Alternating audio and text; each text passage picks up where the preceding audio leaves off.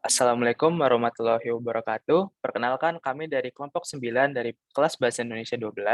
Hari ini akan memaparkan hasil dari penelitian kami yang berjudul Cooperative Learning sebagai upaya meningkatkan keaktifan mahasiswa ITS dalam pembelajaran daring. Di sini ada saya sendiri, Evanija Safi Karyadi, dengan NRP akhir 139, Maludia Meliani dengan NRP akhir 121, Fidela Jovitaka dengan NRP akhir 112, Sabina Regita Audi dengan NRP akhir 103, dan Rifki Putra dengan NRP akhir 130. Pada kesempatan hari ini, kami akan membahas beberapa hal, yaitu pendahuluan yang berisi latar belakang, rumusan masalah, tujuan penelitian, manfaat penelitian, dan metode penelitian. Lalu ada studi pustaka yang berisi keaktifan mahasiswa, cooperative learning, dan e-learning. Lalu ada pula hasil dan pembahasan yang berisi keaktifan mahasiswa ITS dan penerapan cooperative learning di ITS. Lalu dilanjutkan dengan kesimpulan yang merupakan pernyataan ringkas mengenai cooperative learning sebagai upaya meningkatkan keaktifan mahasiswa ITS saat pembelajaran daring. Lalu ada saran, yaitu merupakan sebuah pendapat atau usul terkait permasalahan keaktifan mahasiswa saat pembelajaran daring. Serta di akhir-akhir akan ada daftar pustaka, yaitu daftar yang berisi semua buku atau tulisan ilmiah yang menjadi rujukan dalam penelitian ini. Lalu pertama-tama, saya akan membahas tentang abstrak. Penelitian ini dilakukan untuk menentukan cara yang dapat membuat mahasiswa menjadi lebih responsif, serta dapat menerima informasi lebih baik dalam kegiatan perkuliahan secara daring. Penelitian ini menggunakan metode kuantitatif dan kualitatif. Data dikumpulkan melalui kuesioner yang diisi oleh mahasiswa ITS, serta dilakukannya pengamatan studi terhadap permasalahan yang dibahas. Hasil penelitian menunjukkan bahwa para mahasiswa merasa termotivasi apabila cooperative learning diterapkan pada kegiatan perkuliahan. Kata kunci pada abstrak ini terdapat seperti cooperative learning, kegiatan perkuliahan, komunikasi, serta mahasiswa.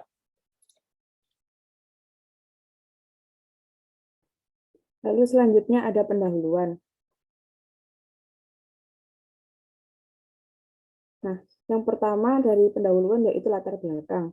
Pandemi coronavirus atau COVID-19 yang terjadi saat ini memberikan dampak yang besar pada dunia pendidikan.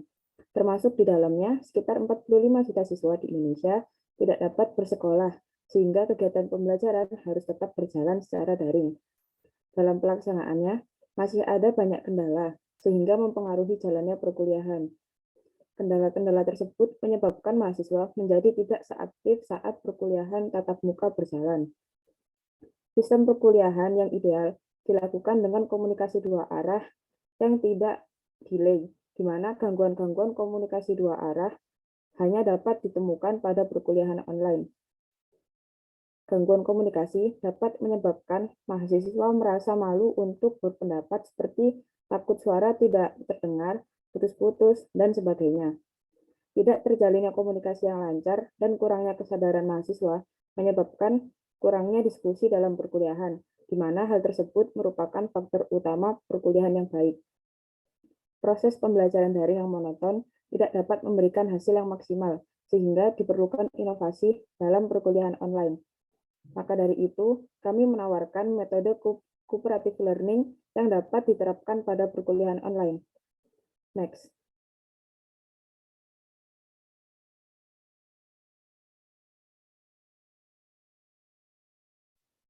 Lalu rumusan masalahnya yaitu masalah yang dapat diangkat dalam karya tulis ilmiah ini adalah mengenai cara membuat mahasiswa agar menjadi lebih aktif atau responsif, serta dapat menerima informasi lebih baik dalam kegiatan perkuliahan secara daring.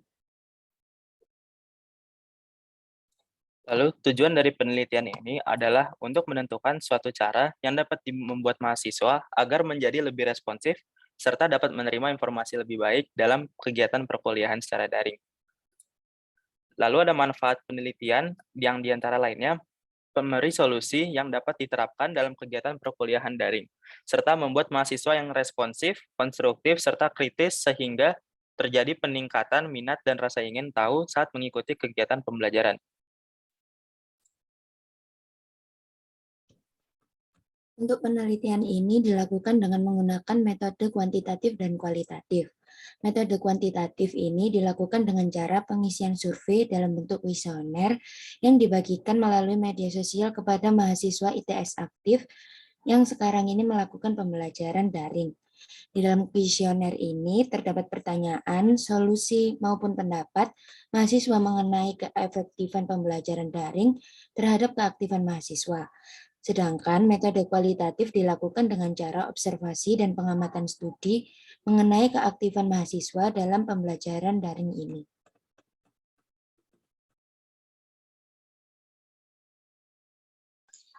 Selanjutnya adalah studi pustaka. Keaktifan mahasiswa. Jadi di sini ada dua macam tipe mahasiswa, mahasiswa aktif dan mahasiswa tidak aktif. Mahasiswa yang aktif saat e-learning adalah mahasiswa yang sering bertanya dan menjawab pertanyaan dari dosen. Sedangkan mahasiswa yang tidak aktif saat e-learning seringkali off-cam dan tidak pernah aktif dalam kelas. Dan juga ada penyebab mahasiswa tidak aktif dalam kelas, yaitu tidak adanya disiplin, komitmen, dan dorongan dari dalam mahasiswa sendiri merupakan faktor mahasiswa tidak aktif dalam kelas. Cooperative learning, pengertian dari cooperative learning sendiri adalah jenis pembelajaran kolaboratif khusus di mana kelompok kecil siswa bekerja sama dalam kegiatan yang terstruktur dengan baik, berpedoman pada tujuan yang jelas, dan di mana pekerjaan setiap siswa serta seluruh pekerjaan setiap kelompok dinilai oleh seorang tutor. Platform e-learning adalah aplikasi berbasis web tertentu, juga disebut sistem manajemen pembelajaran atau lingkungan belajar virtual, yang dapat digunakan pendidik sebagai alat untuk merancang dan membuat kursus online dan siswa sebagai situs web dinamis untuk belajar dan berkolaborasi dengan siswa lain, tanpa keterbatasan ruang dan waktu pembelajaran tatap muka tradisional.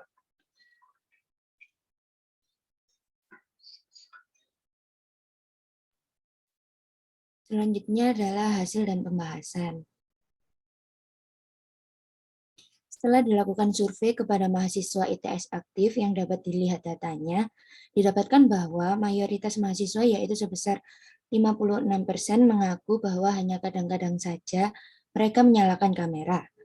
Disusul sebesar 24% yang menyatakan bahwa sering menyalakan kamera, 16% selalu menyalakan kamera, dan sisanya 4% tidak pernah menyalakan kamera. Berdasarkan survei yang dilakukan juga, terdapat 92% responden yang tidak diwajibkan on-cam oleh dosen, tetapi tidak merasa keberatan apabila menyalakan kamera saat pembelajaran. Menurut mereka, menyalakan kamera dapat mempengaruhi keaktifan.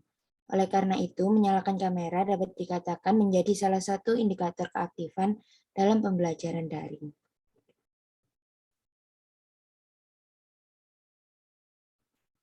Melalui beberapa pendapat responden, terdapat beberapa faktor mengapa mahasiswa tidak aktif dalam pembelajaran. Yaitu yang pertama, mahasiswa tidak nyaman karena jumlah mahasiswa di suatu kelas yang sama terlalu banyak.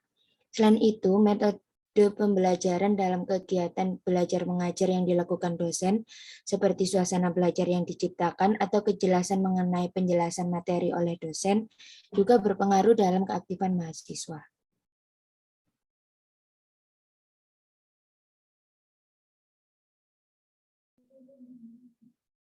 Lalu yang selanjutnya adalah penerapan cooperative learning di ITS.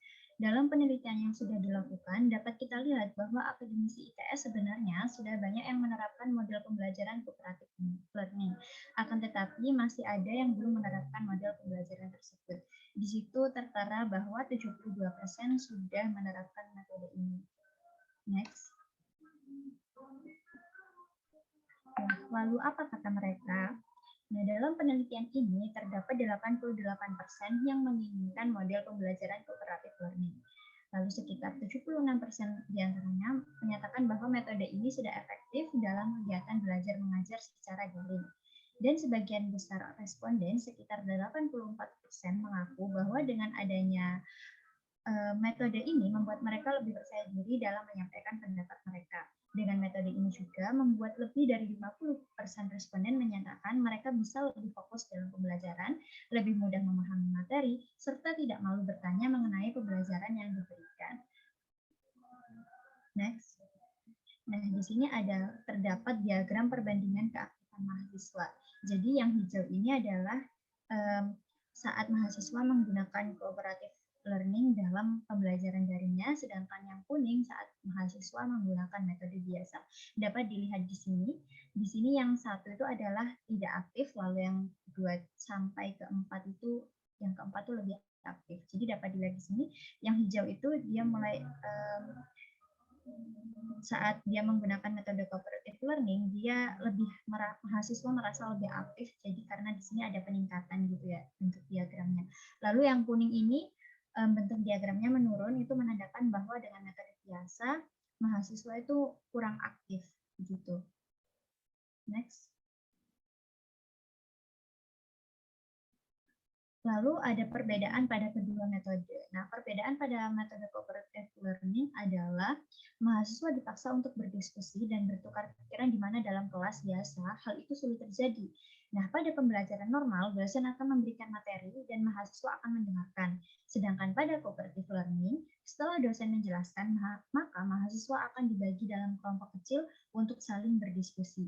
Nah, bila metode ini diterapkan, semua mahasiswa itu akan berkesempatan untuk memberikan pendapatnya dan mendapat wawasan baru terkait materi yang diberikan. Metode cooperative learning ini mengembangkan mahasiswa menjadi pribadi yang berani untuk menyampaikan pendapatnya dan aktif berkontribusi dalam pembelajaran. Next. Nah, contoh penerapannya adalah saat dengan membuat breakout room. Jadi saat melakukan pembelajaran setelah diberikan materi oleh dosen, selanjutnya adalah pembuatan breakout room. Jadi nanti dosen memberikan kesempatan diskusi dalam breakout room, mahasiswa dibagi menjadi kelompok-kelompok. Lalu dosen akan mendatangi satu persatu breakout room sambil memantau dan berdiskusi dengan mahasiswa. Dengan begitu akan sering terjadi umpan balik antara mahasiswa maupun mahasiswa dengan dosen. Next.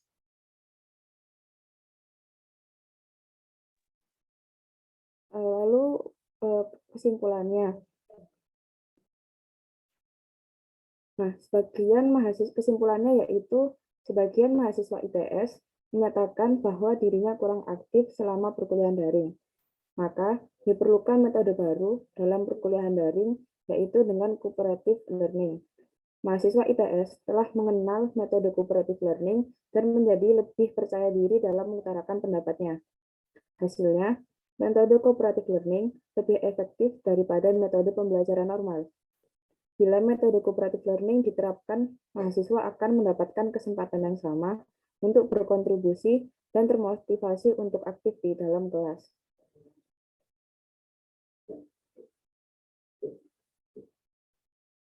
Lalu saran dari penelitian yang telah dilakukan, ada saran pada permasalahan keaktifan pada mahasiswa, yaitu yang pertama, sebagai mahasiswa, hendaknya memiliki kepercayaan diri dan berani dalam menyampaikan ataupun bertanya tentang sesuatu. Kedua, dosen hendaknya membangun suasana kelas yang nyaman dan tidak membosankan, serta jelas dalam menyampaikan materi. Dan yang terakhir, dosen dalam pembelajaran hendaknya menggunakan sistem cooperative learning. Yang terakhir, daftar pustaka dari penelitian ini. Ini ada beberapa buku maupun jurnal yang diambil dalam melakukan penelitian dan penulisan karya tulis ilmiah.